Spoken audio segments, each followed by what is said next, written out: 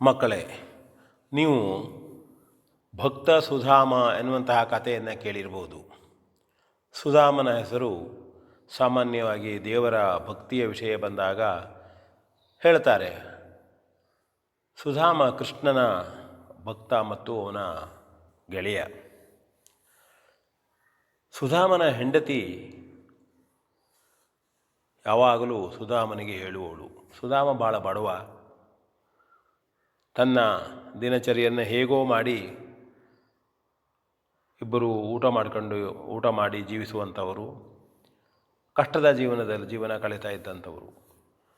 ಆದರೂ ಅವನು ಕೃಷ್ಣನಲ್ಲಿ ಬಂದು ತನ್ನ ಬಡತನ ನಿವಾರಿಸಬೇಕು ಎಂಬುದಾಗಲಿ, ತನಗೇನಾದರೂ ಕೊಡಬೇಕು ಎಂಬುದಾಗಲಿ ಯಾವುದನ್ನೂ ಹೇಳುವವನಲ್ಲ. ತನ್ನ ಕೆಲಸ ಆಯಿತು, ತನ್ನ ದಿನನಿತ್ಯದ ವ್ಯವಹಾರ ಆಯಿತು. ಆದರೆ ಕೃಷ್ಣನ ಮೇಲೆ ಭಾಳ ಪ್ರೀತಿ. ಹಾಗಾಗಿ ಅವನ ಹೆಂಡತಿ ಅವನಿಗೆ ಹೇಳ್ತಿದ್ಲು, ಏನ್ರಿ ನಿಮ್ಮ ಗೆಳೆಯ ಕೃಷ್ಣ ಇವತ್ತು ನೀವು ಏನಾದರೂ ಹೇಳಿದರೆ ಕೊಡಿಸ್ತಾನೆ, 1000 ಬಂಗಾರ ಪದಕ ಕೊಡು ಅಂದರೂ ಕೊಡ್ತಾನೆ, ಬೇಕಾದಷ್ಟು ದವಸ ಧಾನ್ಯಗಳನ್ನು ಕೊಡು ಅಂದರೂ ಕೊಡ್ತಾನೆ. ಯಾಕೆ ಅವನಲ್ಲಿ ಹೋಗಿ ಕೇಳಬಾರ್ದು ನೀವು? ನಾವು ದಿನಾಲೂ ಇಷ್ಟು ಕಷ್ಟಪಡ್ತೇವೆ ಎಂಬುದಾಗಿ ಅವನಿಗೆ ಹೇಳ್ತಾ ಇದ್ಲು. ಅವನು ಅದನ್ನು ನಿರಾಕರಿಸುತ್ತಿದ್ದ, ಹಾಗೆ ಕೇಳಬಾರದು ಎಂಬುದಾಗಿ. ಆದರೆ ಅವನ ಅನನ್ಯ ಭಕ್ತಿ ಹಾಗೆ ಮುಂದುವರಿತಿತ್ತು. ಅವನ ಕೆಲಸದಲ್ಲೇ ಇರ್ತಿದ್ದ. ದಿನಾಲೂ ಒತ್ತಾಯವನ್ನು ತಾಳಲಾರದೆ ಒಂದು ದಿನ ಸುಧಾಮ ಕೃಷ್ಣನಲ್ಲಿ ಹೋಗ್ತಾನೆ. ಗೆಳೆಯ ಕೃಷ್ಣನ ಮನೆಗೆ ಹೋದಾಗ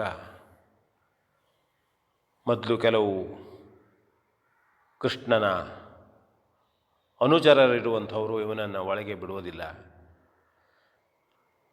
ಕೃಷ್ಣನಿಗೆ ಸುಧಾಮ ಎಂಬುದು ಕೇಳಿದ ಕೂಡಲೇ ಅವನು ಓಡಿ ಬಂದು ಸುಧಾಮನನ್ನು ತಬ್ಬಿಕೊಂಡು ಒಳಗೆ ಕರೆದುಕೊಂಡು ಹೋಗ್ತಾನೆ. ಭಾಳಷ್ಟು ಹೊತ್ತಿನವರಿಗೆ ಮಾತನಾಡ್ತಾರೆ, ಉಪಚಾರಗಳು ಆಗ್ತವೆ. ಇಬ್ಬರು ಗೆಳೆಯರು ಅನೇಕ ವಿಷಯಗಳ ಬಗ್ಗೆ ಮಾತಾಡ್ಕೊಳ್ತಾರೆ. ನಂತರ ಸುಧಾಮನಿಗೆ ಕೃಷ್ಣ ಕೇಳ್ತಾನೆ, ಏನೋ ಮರೆಯ, ಮತ್ತೇನು ವಿಷಯ? ಸದ್ಯ ಬಂದಿಲ್ಲಾಗಿತ್ತು, ಯಾಕೆ ಬಂದೆ ಎಂಬುದಾಗಿ ಕೇಳ್ತಾನೆ. ಏನಿಲ್ಲ ಎಂಬುದಾಗಿ ಸುಧಾಮ ಹೇಳ್ತಾನೆ. ಸುಧಾಮನ ಮನಸ್ಸು ಅಷ್ಟು ಸ್ವಚ್ಛವಾದಂಥದ್ದು, ಬೇಡುವುದು ಅಂದರೆ ಆಗೋದಿಲ್ಲ ಅವನಿಗೆ. ಹಾಗೆ ಮತ್ತೊಮ್ಮೆ ಹೊರಡ್ತೇನೆ ಅಂಥೇಳಿ ಹೊರಡುವಾಗಲೂ ಕೃಷ್ಣ ಕೇಳಿದ, ಏನು ಬಂದ ಕಾರಣ ಏನು ನೀನು? ಮತ್ತೇನು ವಿಶೇಷ? ಏನಿಲ್ಲ ಕೃಷ್ಣ, ನಿನ್ನನ್ನು ನೋಡಿ ಸಂತೋಷವಾಯಿತು, ಬರ್ತೇನೆ, ಮನೆಗೆ ಹೋಗ್ತೇನೆ ಎಂಬುದಾಗಿ ಕೃಷ್ಣನಲ್ಲಿ ಹೇಳಿ ಹೊರಟೇ ಬಿಡ್ತಾನೆ. ಕೃಷ್ಣ ಕಳಿಸ್ಕೊಡ್ತಾನೆ. ಸುಧಾಮ ಮನೆಗೆ ಬರ್ತಾನೆ. ಮನೆಗೆ ಬಂದು ನೋಡಿದಾಗ ಮೊದಲಿನಿಂದ ಗುಡಿಸಲು ಅವನಿಗೆ ಕಾಣಿಸುವುದಿಲ್ಲ. ಉತ್ತಮವಾದಂತಹ ಸುಂದರವಾದಂತಹ ಮನೆ ಅಲ್ಲಿ ಕಂಗೊಳಿಸ್ತಾ ಇರುತ್ತದೆ. ಯಾವ ಹೆಂಡತಿ ಕೃಷ್ಣನ ಮನೆಗೆ ಹೋದಂತಹ ತನ್ನ ಗಂಡ ಕೈಯಲ್ಲಿ ಏನಾದರೂ ಹಿಡಿದು ಸುಧಾಮ ಬರ್ತಾನೆ ಎಂದು ಕಾಯುತ್ತಾ ಇರತಕ್ಕಂಥವಳು ಅರಮನೆಯಲ್ಲಿ ನಿಂತು ಸುಧಾಮನನ್ನು ಸ್ವಾಗತಿಸುತ್ತಿದ್ದಾಳೆ. ನೋಡಿದ್ರ ಕೃಷ್ಣನ ಪ್ರಭಾವ. ಇಲ್ಲಿ ನೋಡಿ, ನೀವು ಕೇಳೇ ಬಿಟ್ಟರೆ ಕಾಣಿಸ್ತದೆ, ಎಷ್ಟು ಕೊಟ್ಟಿದ್ದಾನೆ ನೋಡಿ. ಆಗ ಸುಧಾಮನಿಗೆ ಕಣ್ಣೀರು ಬರ್ತದೆ. ಹೆಂಡತಿಗೆ ಹೇಳ್ತಾನೆ, ಇಲ್ಲ, ನಾನು ಕೇಳಿಲ್ಲ, ಆದರೆ ಅವನು ಭಕ್ತಪ್ರಿಯ.